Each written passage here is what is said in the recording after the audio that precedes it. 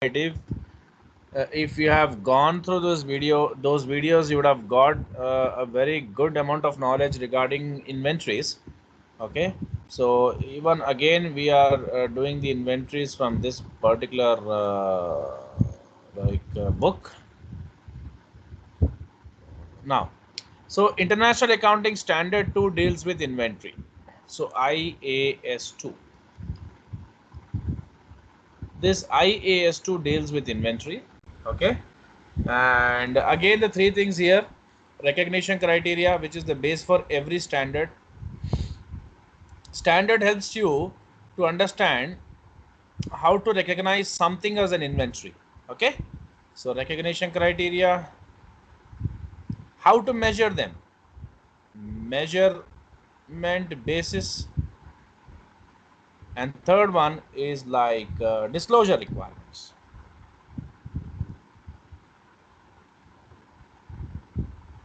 So let's see all these things in the particular chapter.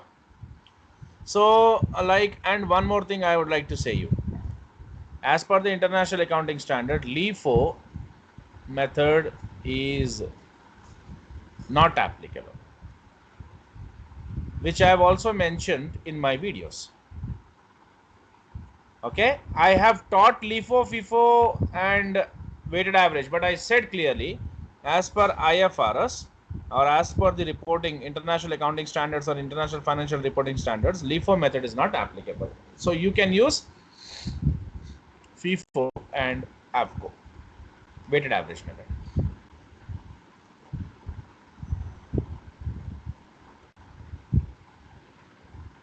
So LIFO is prohibited. So IAS 2 lays out the required accounting treatment for inventories. The major area of contention is the cost value of inventory to be recorded. So this is recognized as an asset of the entity until the related revenues are recognized. So let me tell you. Suppose I bought 100 boxes from a supplier. So Mr. A is the supplier who has supplied me 100 boxes, okay, of mobile phones. Now so these 100 boxes, when these are supplied from the supplier and when I just bring it to my godown, this is my asset. Now out of these 100 boxes, 20 boxes I sell. So for these 20 boxes, whatever I receive, I will recognize that as revenue.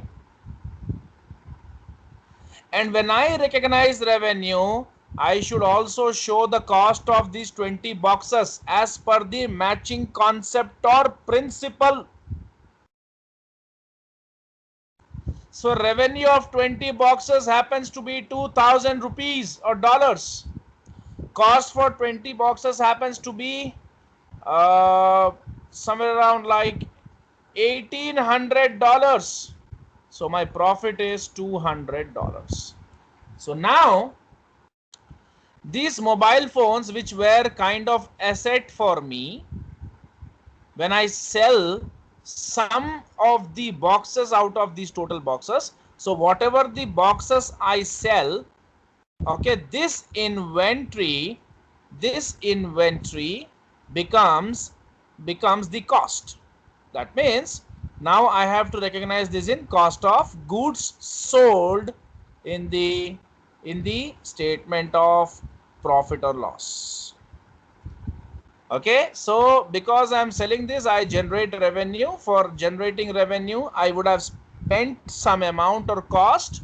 Okay, I would have bought, then only I would have sold. I bought 20, I sold 20 and I got profit. Okay, and the leftover 80 boxes, which is nothing but the closing inventory, for example, because out of 100 when you sell 20, the leftover is 80, which is today's closing and tomorrow's opening. So again this will be shown as a asset, okay, in the asset side of balance sheet. And again next day I will be again starting my business with this 80 and with this 80, okay, but I'll be able to sell only 20. Then again I'll be showing that in the cost of goods sold. So this process goes on for the entire year. Okay. Now, so this is recognized as an asset of the entity until the related revenues are recognized. So which I told you right now, which I explained with the help of an example. At which point the inventory is recognized on expense. जब आप बेचोगे goods को, जब आप cell करोगे, तो जो revenues होगा, revenue आपको जनरेट करने के लिए कंपलसरी कॉस्ट स्पेंड करना ही पड़ता है, आपको पैसा खर्च करना ही पड़ता है. तो वो जो भी आप 20 बॉक्सेस बेचोगे, 20 बॉक्सेस का रेवेन्यू आएगा, तो उसका कॉस्ट भी आपको पड़ेगा, वो आपका कॉस्ट में आ जाएगा. ओके. एंड लेफ्ट ओवर आपका एसेट है. वाई एसेट अगेन, उसके ऊपर आपको फ्यूचर में इकोनॉमिक बेनिफिट्स एक्सपेक्टेड है. Now, part or all of the cost of inventories may also be expensed if a write down to a net realizable value is necessary. So the international accounting standard also provides, मतलब अगर आपकी inventory की value गिर जाती है तो आपको उसका भी जो नुकसान होता है वो भी आप एक्सपेंस बता सकते हो. Okay. Now the international accounting standard also provides guidance on the cost formulas that are used to assign cost to inventories. यानी आप कैसे आप कॉस्ट, क्या बेसिस पे आप इन्वेंट्री का वैल्यू अपने स्टेटमेंट्स में लिख सकते हो. Okay. In other words, the fundamental accounting assumption of accruals require cost to be matched with associated revenues. Of course, जो भी आपका रेवेन्यू होता है उससे कॉस्ट को मैच करो और उस पे आपका कॉस्ट, जो भी इन्वेंट्री है उसको आप लिख सकते हो अपने स्टेटमेंट्स में, वो कॉस्ट के ऊपर. So now all these things are not coming in the IAS2. These are out of the scope of IAS2. Work in progress under long contracts, financial instruments, जिसको भी हम स्टॉक्स बोलते हैं, बॉन्ड्स, शेयर्स बोलते हैं, वो भी इसमें नहीं आएगा, उसके लिए अलग से स्टैंडर्ड है. And biological assets we are going to study in this chapter itself in the later stage. Now, inventories are assets because you expect future probable economic benefits on them. Okay. If they are held for sale in the ordinary course of business, that means you are going to sell in the future. In the process of production for such sale, or in the form of materials or supplies to be consumed in the production process or in the rendering of services. अच्छा, net realizable value मतलब आप, you know what is net realizable value?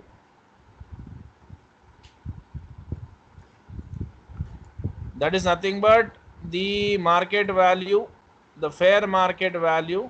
Okay, whatever, suppose you are getting 20,000 minus the selling expenses or cost of disposal, whatever it is,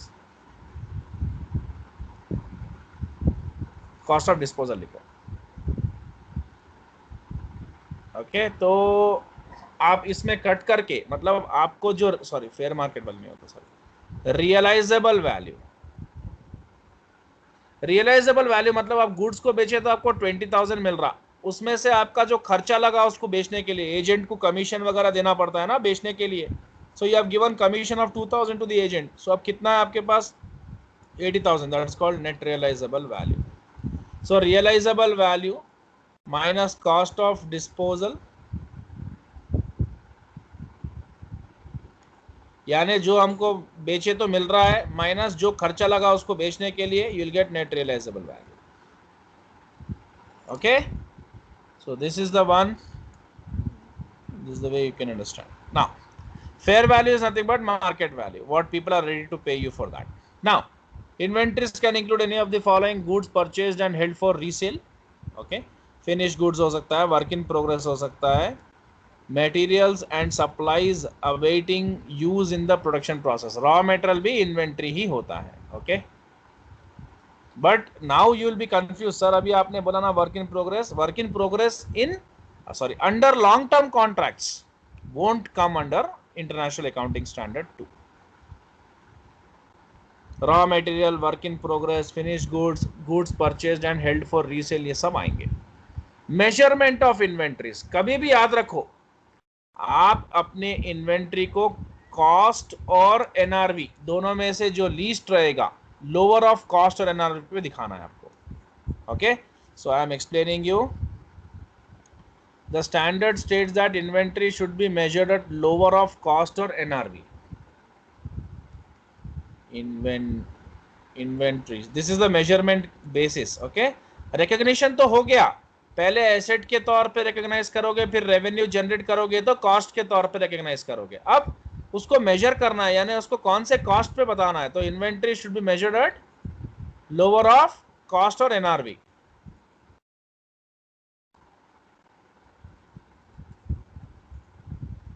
lower of these two amounts, cost और net realisable value. अगर cost आपका 10,000 है, net realisable value 12,000 है, तो आपको बताना है lower of this, यानी कॉस्ट पे। ठीक है, अब इसके पीछे कॉन्सेप्ट समझो आप। सपोज आप एक बॉक्स का कॉस्ट $100 है, उसका नेट रियलाइजेबल वैल्यू $120 है, तो आपको लोअर ऑफ कॉस्ट और एनआरवी पे दिखाना है। यानी लोअर ऑफ कॉस्ट और एनआरवी पे क्यों दिखाना है? Because in your income statement you can't right the value of something at its selling price. Why you can't write something at selling price? Selling price मतलब almost selling price ही है। Selling price is 130 minus the cost of disposal is 10, so 120. So this is the one in which again your profit is hidden. Okay, this is purely at cost. So you cannot write 120 as your closing inventory. Okay, in your statements. Why you can't write? Because you can't show something at selling price until and unless it is sold to some third party. जब तक ये किसी को बिकेगा नहीं, तब तक आप उसको inflated प्राइस पे नहीं बता सकते. That is not prudent, that is not wise. अगर आप 120 पे दिखाओगे, सपोज ये मेरा इनकम स्टेटमेंट है, ये मेरा सपोज ट्रेडिंग अकाउंट है, और मैं अपना क्लोजिंग स्टॉक जो मेरा है उसको मैं सपोज 12,000 में बता रहा हूँ, जबकि उसका कॉस्ट 10,000 है, तो what will happen? As per the rule I have to show at lower of cost और NRV, I have to show at 10,000. But suppose you don't know the rule, suppose you are showing at 12,000. Can you show at 12,000? No, you can't show. Why? If you show at a higher or inflated value, okay, that will mislead the profit, that will mislead the investors regarding the profit of the business, because आपका profit भी 2,000 से ज्यादा आएगा, जो कि reality नहीं है. Why? Because you have not sold it. Until and unless you sell something, how can you recognize the profits? अगर मैं 10,000 की चीज को 12,000 में बेच दूं ना, तो मैं 2,000 का प्रॉफिट बता सकता हूं. कोई चीज मेरे पास पड़ी हुई है, that is closing stock, closing inventory, और उसको मैंने बेचा नहीं है, वो रखा हुआ है, और वो मेरा the cost of that closing inventory is 10,000, so I should show 10,000 not at 12,000. Why? Because अगर मैं 12,000 पे बताऊंगा तो it is like I am showing at some price at which I want to sell in the market. तो मैं selling price पे अगर इसको लिखूंगा तो मेरा प्रॉफिट अननेसेसरी आएगा, जो मैं कमाया ही नहीं अभी तक, because the goods are still with me in my godown. So until and unless it is sold, can I show the selling price of something? No. I can show, I can recognize, or I can write the value of 12,000 in my statements only when I sell this. Okay, तब हाँ मुझे 12,000 का cash आया, and I am recognizing that it is a real fact that I got 12,000 का cash, and I can definitely tell that I have earned profit of 2,000. जो stock मेरे पास पड़ा हुआ है, जो मैंने बेचा ही नहीं है, उसको मैं सेलिंग प्राइस पे नहीं लिख सकता. इट इज नॉट प्रूडेंट, इसीलिए मुझे 10,000 पे लिखना पड़ेगा. सेकेंडली, अगर जो चीज मेरी 10,000 की है उसकी वैल्यू मार्केट में 8,000 हो गई, ये मेरा कॉस्ट है, ये मेरा नेट रियलाइजेबल वैल्यू है. ठीक है, अब आप किस पे बताओगे? कॉस्ट पे बताओगे क्या? नहीं बता सकते. क्यों नहीं बता सकते? क्योंकि it is not wise and prudent to show something which is not of that worth. अगर मैं उसको 10,000 पे बताऊंगा और मार्केट में जब देख रहा हूं तो 8,000 मिल रहा है, तो मैं इसको 10,000 पे बताऊंगा तो गलत हो जाएगा. एंड हमारे यहां पर कंजर्वेटिज्म का प्रिंसिपल होता है कि you should recognise losses as soon as you see them. यानी यहां पर यह दिख रहा है कि मेरे इन्वेंट्री की वैल्यू 10,000 से 8,000 हो गई है और मुझे 2,000 का लॉस हो रहा है, तो लॉस जैसे आपको दिखता है उसको वैसे आपको रिकॉग्नाइज करना चाहिए, प्रॉफिट को नहीं करना चाहिए, क्योंकि ये कंजर्वेटिज्म का प्रिंसिपल होता है. इसीलिए यहां पर भी दोनों में लोअर कौन सा है? 8,000. That's the reason why the rule is lower of cost और एनआरवी. मतलब क्लियर बात है कि I can not show at higher value, जबकि वो बिका ही नहीं है, उसका प्रॉफिट मेरे को रियलाइज ही नहीं हुआ है, तो मैं उसको एक हायर वैल्यू पे नहीं दिखा सकता. यानी मार्जिन ऐड करके उसको नहीं लिख सकता हूं. मार्जिन ऐड करके अगर I will write this eight 12,000, margin add करके मैं इसको लिखूंगा ऐसा, और उसको 12,000 में बताऊंगा तो मेरा जो भी प्रॉफिट आएगा उसमें 2,000 का प्रॉफिट अननेसेसरी का दिखेगा. Okay, that is not a right treatment and that will mislead the investors. Okay, अच्छा, और कोई चीज का दाम गिर गया है, 8,000 हो गया है, और उसको मैं 10,000 में दिखाऊंगा तो वो भी सही नहीं है, क्योंकि I should recognise the losses as soon as possible I see them. और जो 10,000 का वैल्यू ही नहीं है, जिसका वैल्यू 10,000 का है ही नहीं, उसको मैं 10,000 कैसे बताऊंगा? वहां पर भी तो मिसलीड हो रहा है ना. तो इसलिए क्लियर चीजों को ही बताना पड़ता है. So that is the reason why lower of cost और एनआरवी रूल हैज कम. तो इसीलिए आपको बेसिक्स तो मैंने दे दिया, but examination point of view दोनों में से जो लीस्ट वैल्यू रहेगा उस पर आपको रिकॉग्नाइज करना पड़ेगा. Okay, just give me a second, I just put the charger.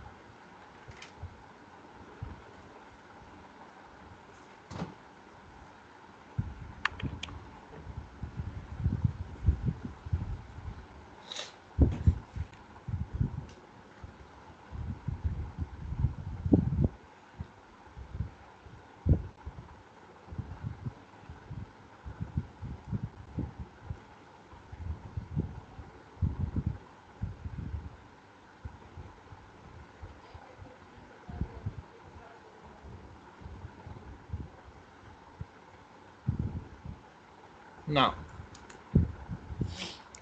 so cost of inventories. So okay, so we got this, like how to measure it, and then how will the cost of inventory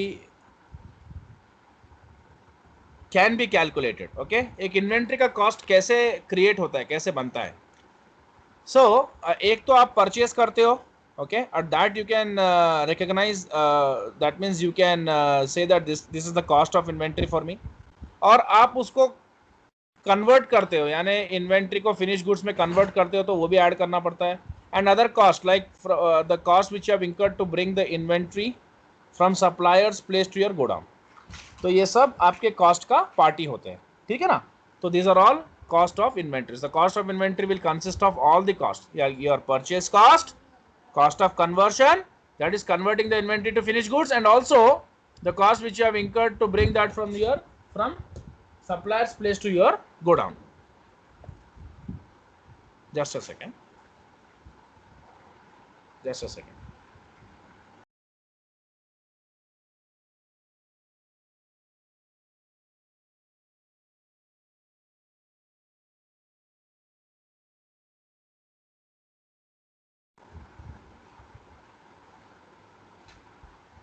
Now, cost of purchase is what? The purchase price which you paid to the supplier to purchase the goods, plus अगर कोई import duties है, transport charges है, और अगर आपको कोई trade discount मिल रहा है तो उसको वहीं पर डिडक्ट कर दो. Okay, trade discount is not cash discount, so that can not be shown और रिकॉग्नाइज्ड इन द स्टेटमेंट्स. तो क्या बोला मैंने? परचेज कॉस्ट यानी purchase price,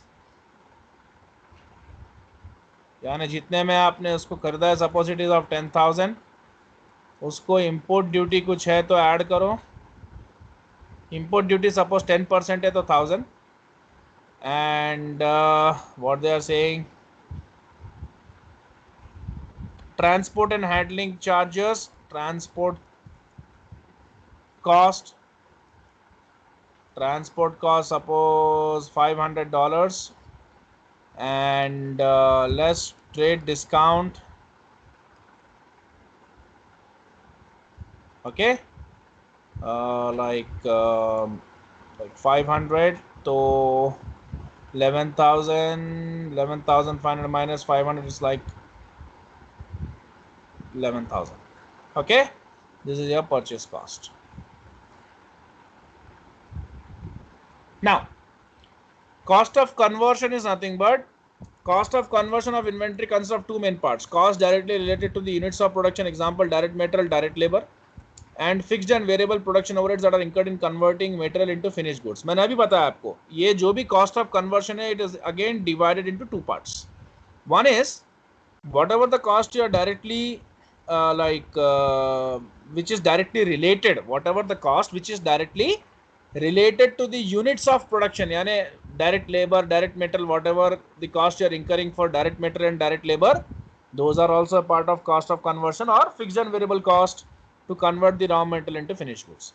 Fixed and variable production overheads, I can say. Why? Because overheads are nothing but indirect expenses. तो आप कभी भी एक बात याद रखो, अगर आप अपने इन्वेंट्री को फिनिश गुड्स में कन्वर्ट करते हो तो उसमें आपको कुछ खर्चे लगते हैं, ओवरहेड्स होता है, यानी इनडायरेक्ट एक्सपेंस भी होते हैं. तो फिक्स्ड प्रोडक्शन ओवरहेड्स है फैक्ट्री का जो मैनेजमेंट एंड एडमिनिस्ट्रेशन का कॉस्ट, एंड वेरिएबल का है indirect labour and material. So there are two types of material and labour, direct material and direct labour, indirect material and indirect labour. So direct material, direct labour, indirect material, indirect labour, इसको हम बोलेंगे overheads. Overheads का मतलब यही होता है, ठीक है. डायरेक्ट का मतलब क्या है? These are the expenses which are directly attributable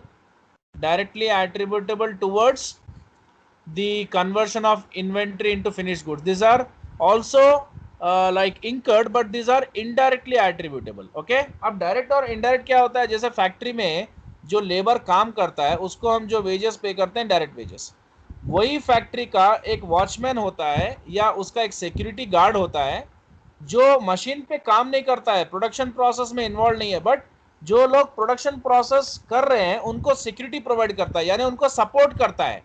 अगर वो सिक्योरिटी गार्ड वहां नहीं रहेगा तो कोई ना कोई आ जाएगा, कोई ना कोई प्रॉब्लम रहेगा, प्रोडक्शन नहीं होगा, लेबर सही तरीके से काम नहीं करेंगे, मैनेजमेंट नहीं हो पाएगा. ओके, सो ये जो फैक्ट्री का जो गार्ड है या जो भी मतलब उसका सिक्योरिटी के लिए जो हमने एक लगाया है, उसको जो हम पे करते हैं वो इनडायरेक्ट वेजेस होता है. क्यों होता है? क्योंकि he is supporting the labours who are working in this particular factory. Okay, तो ये लेबर को जो हम पे करेंगे वो डायरेक्ट वेजेस होगा. ये सब मैं नहीं बताना आपको, आपको बेसिक्स रहना, बट ओके. तो इनडायरेक्ट वेजेस यानी जो डायरेक्ट एक्टिविटी को सपोर्ट करे. Okay, the activities which are performed by certain workmen in the organization for supporting the direct labor or supporting the direct activities are indirect activities. यानी direct activity को support करने वाली जो activity होगी वो indirect activity होगी. तो indirect activities के लिए जो भी हम पे करेंगे वो ओवरहेड्स होगा. ओके, और डायरेक्ट एक्टिविटी के लिए जो भी पे करेंगे वो डायरेक्ट एक्सपेंस होंगे. ठीक है ना. सो ये जो लेबर है ये डायरेक्टली इन्वॉल्व है प्रोडक्शन प्रोसेस में, और इसका काम अच्छे से हो विदाउट एनी इंटरप्शन, उसको सपोर्ट करने के लिए ये इनडायरेक्ट लेबर को भी हमने हायर किया है, और इसको जो हम पे करते हैं वो इनडायरेक्ट वेजेस होता है. तो ये आपको क्लियर हो गया है, ठीक है ना.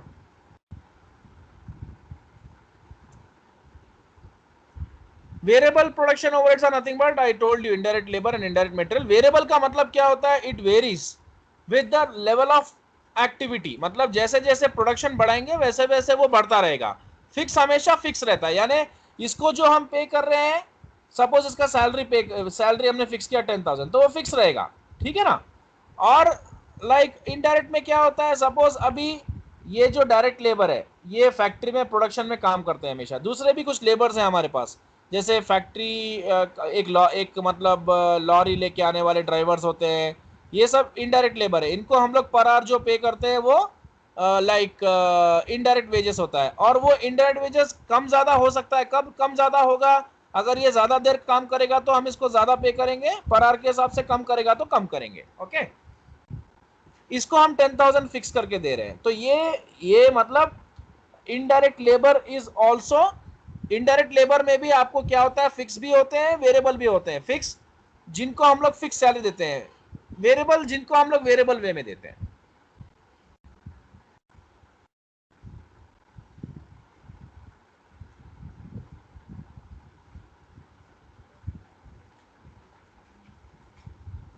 the standard emphasizes that fixed production overheads must be allocated to the items of inventory on basis of normal capacity. Fix कभी भी जो होता है जितना प्रोडक्शन होगा उसके लिए फिक्स ही दिया जाएगा.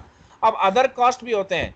Any other cost should only be recognized if they are incurred in bringing the inventories to their present location and condition. मैं अभी आपको बताया था, ठीक है ना.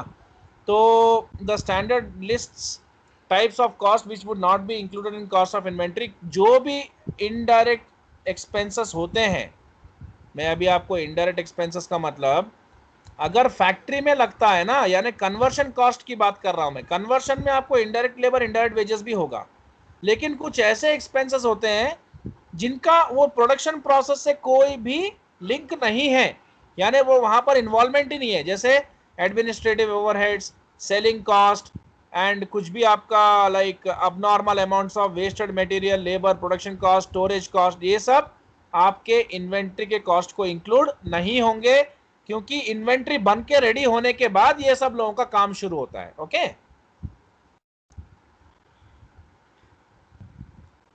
वो सब कॉस्ट जो हम इन्वेंट्री को ऐड करेंगे वो उससे डायरेक्ट उससे रिलेटेड डायरेक्टली एट्रीब्यूटेबल कॉस्ट होंगे. वो मतलब इन्वेंट्री से रिलेटेड जो भी डायरेक्टली एट्रीब्यूटेबल कॉस्ट है वो इन्वेंट्री को ऐड होगा, और इन्वेंट्री का कन्वर्शन कॉस्ट इन्वेंट्री को ऐड होगा. So I have explained you what are the directly attributable cost and what are the conversion cost. Okay, तो ये सब इन्वेंट्री को ऐड होगा. और एक कॉस्ट जो इन्वेंट्री को ऐड होगा वो है इन्वेंट्री को एक जगह से अपने गोडाउन तक लाने का. उसके अलावा जो भी लाइक एक्सपेंसेस जो इन्वेंट्री से डायरेक्टली रिलेटेड नहीं है, जैसे ये पूरे के पूरे सेलिंग कॉस्ट, एडमिनिस्ट्रेटिव, ये इन्वेंट्री के कॉस्ट को ऐड नहीं होंगे. Now techniques for measurement of cost. एक तो आप स्टैंडर्ड कॉस्ट के ऊपर भी कर सकते हो, रिटेल मेथड के बेसिस पे भी कर सकते हो. मैं ये दोनों भी आपको ऑलरेडी मेरे वीडियो पे बता चुका हूं. Standard cost is nothing but the cost at which you purchase the inventory. Standard cost is nothing but the cost at which you purchase the inventory और you make the inventory. Okay, retail method मतलब ये क्या होता है? This is often used in the retail industry where there is large turnover of inventory items which nevertheless have similar profit margins. तो मैंने आपको already retail method के बारे में डिस्कस करके वो वीडियोस में डिटेल दे दिया है. Did you see the video? Did you check the video? Tell me yes और no. Did you check the video? Inventories का वीडियो आपने चेक किया क्या? रिटेल मेथड है उसमें, आपने चेक किया कि नहीं किया? नहीं सर, देखता हूं मैं. प्लीज देखो यार, आज देखो आप, ठीक है? आज आप लोग इसको चेक करो please. Okay, so standard cost क्या है? Are set up to take account of normal production values, amount of raw material used, labour time etcetera. Retail method मैंने उसमें डिस्कस करके पूरा डिटेल दिया, आप उसको चेक कर लेना. नाउ इन्वेंट्री का कॉस्ट कैसे आएगा हमने डिस्कस कर लिया अभी, ठीक है? अच्छा, एनआरवी के बारे में मैंने आपको बता दिया, नेट रियलाइजेबल वैल्यू. अच्छा, आप इन्वेंट्री का कॉस्ट को डिराइव करने के लिए the cost of inventory should B assigned by using FIFO और वेटेड एवरेज. ओके, मतलब अगर आपको इन्वेंट्री का कॉस्ट फाइंड करना है, यानी अगर आपको उसका आपके कंपनी में बहुत सारे, यानी आपके तो बिजनेस में बहुत सारे इन्वेंट्रीज होते हैं, so those inventories are not purchased at one day itself, they can be purchased on different days, different months.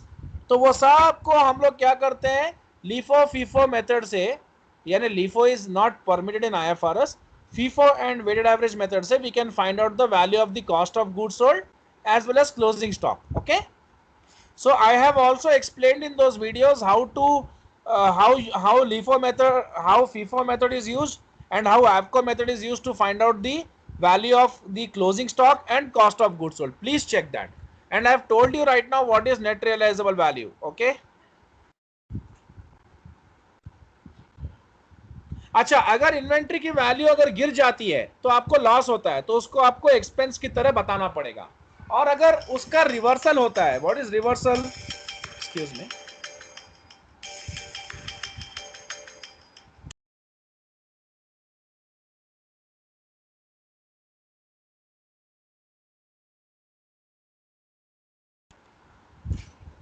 What is reversal? यानी उसका वैल्यू गिर के फिर बढ़ गया. Okay, which we have already checked in the revaluation models.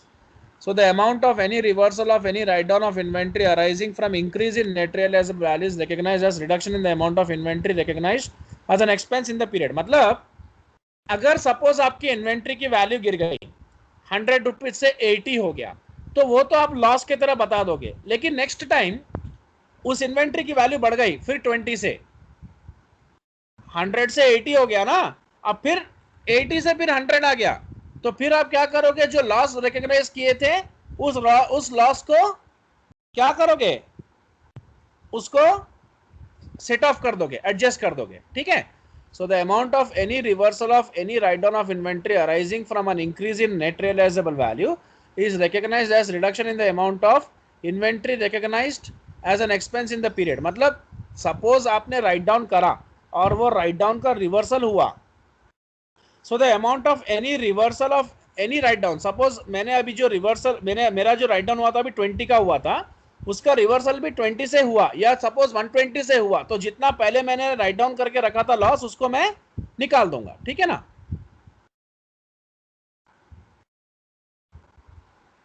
तो यहां पर देखो आप, a company has inventory on hand at the end of the period as follows. Item A, item B, ये इनके यूनिट्स है, ये कॉस्ट है, ये attributable production overheads, so we need to add that. Why? Because I already explained you we should add all the direct expenses. Selling expenses आपको add नहीं करना है, उसको छोड़ दो. And expected selling price is given. Okay, so expected selling price में से आपको क्या करना है, selling cost minus करना है. Why? To find out the net realizable value. So units cost like 160 plus 15, 50 plus 10, and 185 minus 12 and 75 minus 10, 173 and 165. So lower of cost or NRV is 173 here and 60 here, so we can show that. Finished. तो मैंने आपको क्या बताया reversal के बारे में, अगर आपका कुछ पर्टिकुलर इन्वेंट्री का वैल्यू गिरा था तो उसका लॉस आप जो बताए, अब उतने से ही आपको वो लॉस को निकाल देने का है, जो हम लोगों ने ऑलरेडी रिवैल्यूएशन मॉडल में पढ़ लिया था. एंड आपको कंसिस्टेंसी के बारे में बता रहा हूं मैं. And in my first video about statement of changes in equity, I have already explained you regarding the consistency concept, that आप कभी भी अगर कोई एक मेथड यूज कर रहे हो लाइक इन्वेंट्री का वैल्यू फाइंड करने के लिए या कॉस्ट फाइंड करने के लिए, जैसे लीफो, तो आपको लीफो ही यूज करना है, ठीक है ना. लेकिन अगर आप लीफो से फीफो में चेंज हो रहे हो तो आपको रेट्रोस्पेक्टिव इफेक्ट देना पड़ेगा, यानी पुराने पिछले साल 5 years back, whatever the treatments you have done in LIFO, you have to change in FIFO as if you were using FIFO only since the beginning. Got my point? I have shown this retrospective effect in my statement of changes in equity in the video which I have already covered in the chapter called preparation of financial statements. Okay, so till here we are done with inventories. Now you are coming across a new standard called IAS 41 agriculture.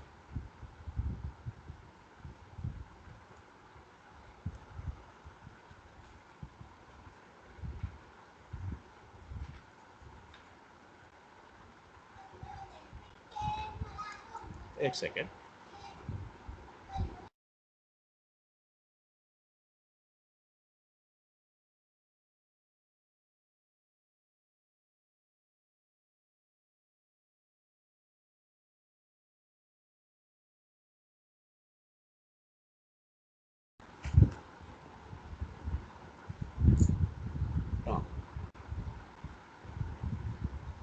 So now IAS 41 applies the requirements of IFRS to treatment of biological assets. So IAS 41 agriculture is all about, this particular standard is all about the treatment of biological assets. Okay, आप biological assets को कैसे क्या तरीके से उसको recognize करोगे, how will you measure them, and how will you, and what are the disclosure requirements.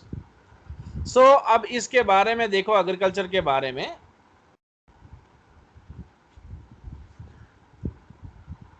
So agricultural activity is the management of an entity, management by an entity. So agricultural activity is nothing but management by an entity of the biological transformation of biological assets for sale. यानी जो भी biological assets होता है, wheat का जो भी crop होता है, वो क्रॉप एक biological asset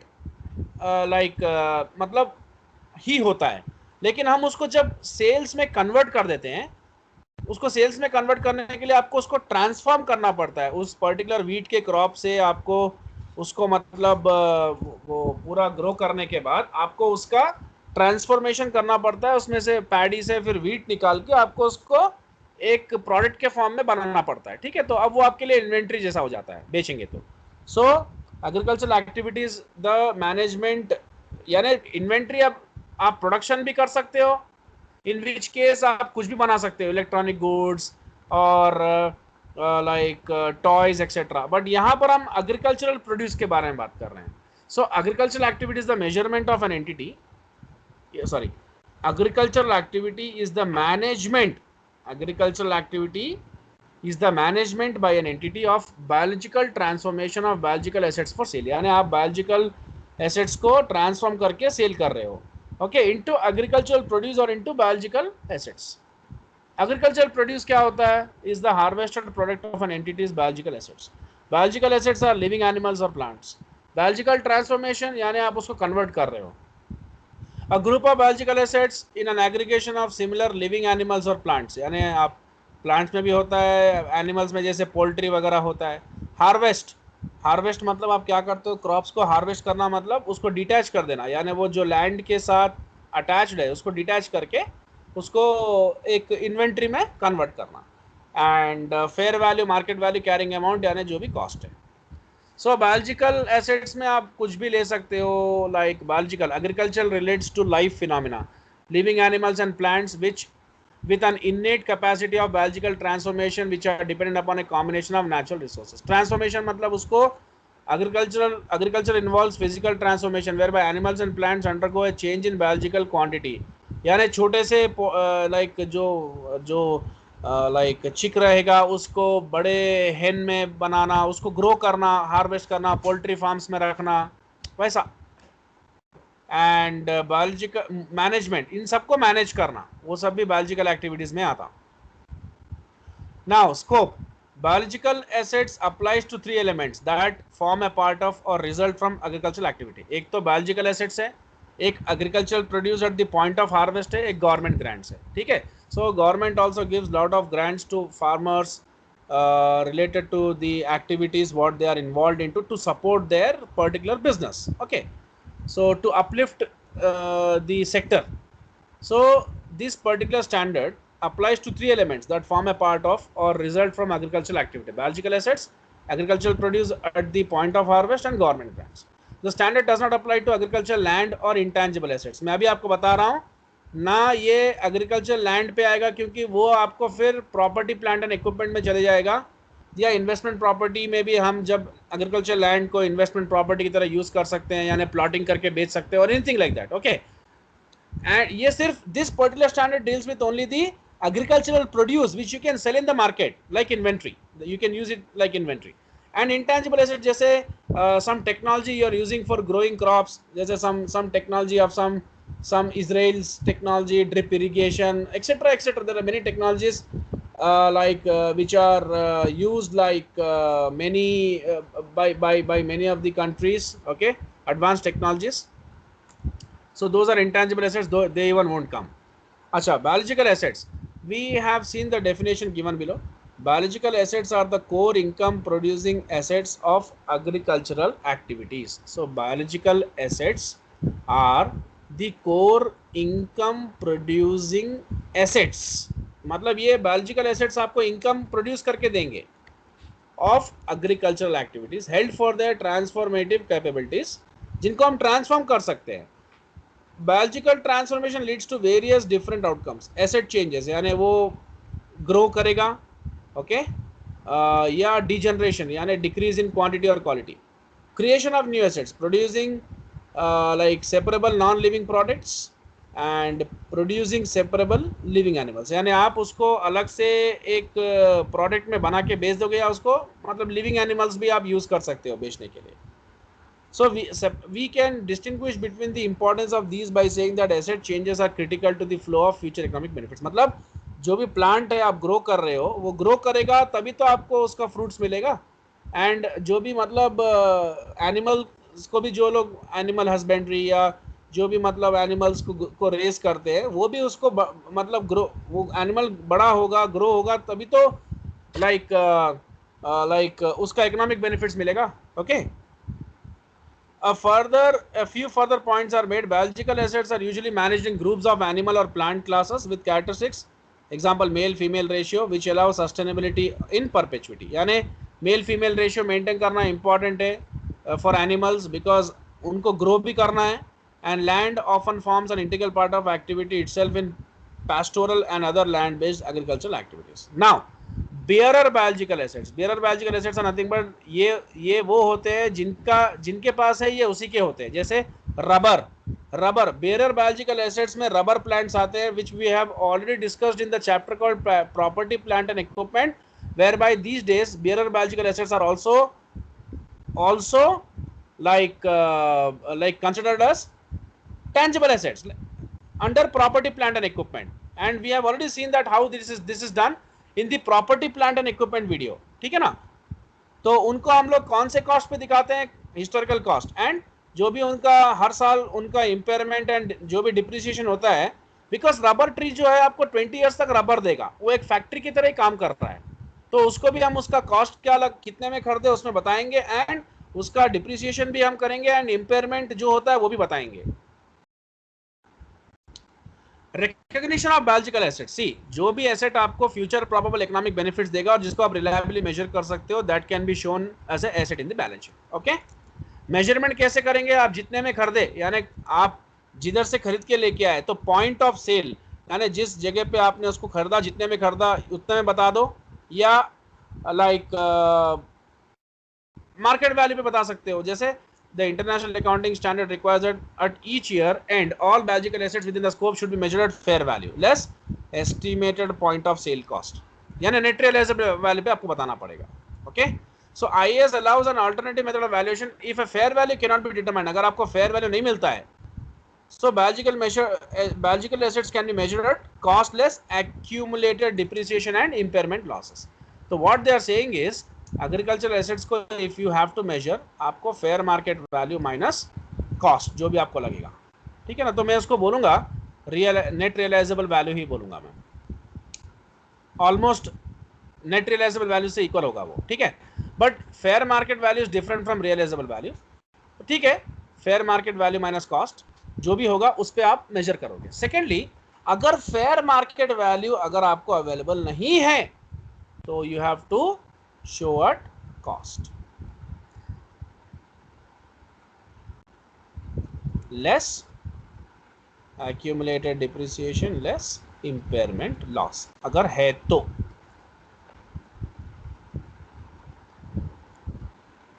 now fair value पे मेजर करना ज्यादा अच्छा है, क्योंकि फेयर वैल्यू आपको रियलिटी बताता है, उसका मतलब रियल वैल्यू बताता है. Okay. So recognition is done and then you need to disclose everything regarding this. यानी ये आपने किससे खरीदा, कितने में खरीदा, कैसे खरीदा. ओके. अच्छा, अब यहाँ पर कुछ है देखो. इन like there are exceptions to this approach in certain situations. For example, in some agricultural systems the predominant activity has a production cycle of less than a year. Example, broiler chicken, mushroom growing, cereal crops. In such cases the total change in carrying amount is reported in the profit or loss as a single item of income or expense. यानी ये जो चीजें हैं ये 1 year के अंदर ही grow करके 1 year में के अंदर ही हम बेच देते हैं. तो इसमें हम लोग इसको एसेट की तरह नहीं बता सकते हैं, but will show them as expense and revenue. क्यों? क्योंकि आप उनको ग्रो करके सीधा बेच दोगे, और बेचने से आपको जो रेवेन्यू आएगा उससे आपको कॉस्ट भी मैच करके बताना पड़ेगा. ओके. क्योंकि ये कंटिन्यूटी में नहीं रह सकता, क्योंकि आपका जो चिकन है, अगर आप 100 चिकन्स लाइक चिक्स लेके आए छोटे छोटे, उनको ग्रो करे, तो 6 months to 8 months में आप ग्रो करके बेच सकते हो, तो उसमें क्लोजिंग स्टॉक नहीं बचता है. So you can't show that as a asset in the balance sheet. Okay fine. ये तो मतलब इसमें कुछ है नहीं, हमने जो भी डिस्कस किया वो ये. अच्छा, government grants an unconditional government grant related to biological asset measured at its fair value less estimated point of sale cost should be recognized as an income. यानी आपको ग्रांट को इनकम की तरह बताना पड़ेगा. when and only when the grant becomes receivable. if a government grant requires an entity not to engage in specified agricultural activity, an entity should only recognize the grant as income when and only when the conditions are met. यानी अगर आप उस particular grant के लिए eligible हो तो ही आपको grant बताना पड़ेगा as a income. Okay. IAS 20 does not apply to a government grant on biological assets measured at fair value less estimated point of sale cost.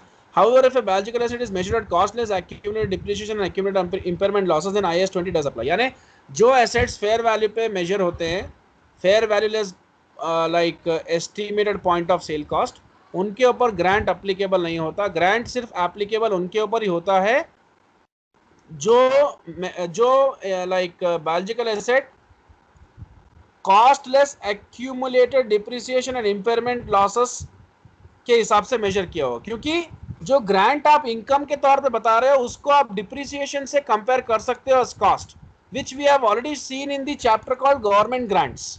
Okay, एक बार उस वीडियो को फिर से एक बार चेक करना please. We are done with the chapter. Go through this and next session में हम लोग लीजिंग करेंगे. Okay, tomorrow. And also you the these two problems of consolidation.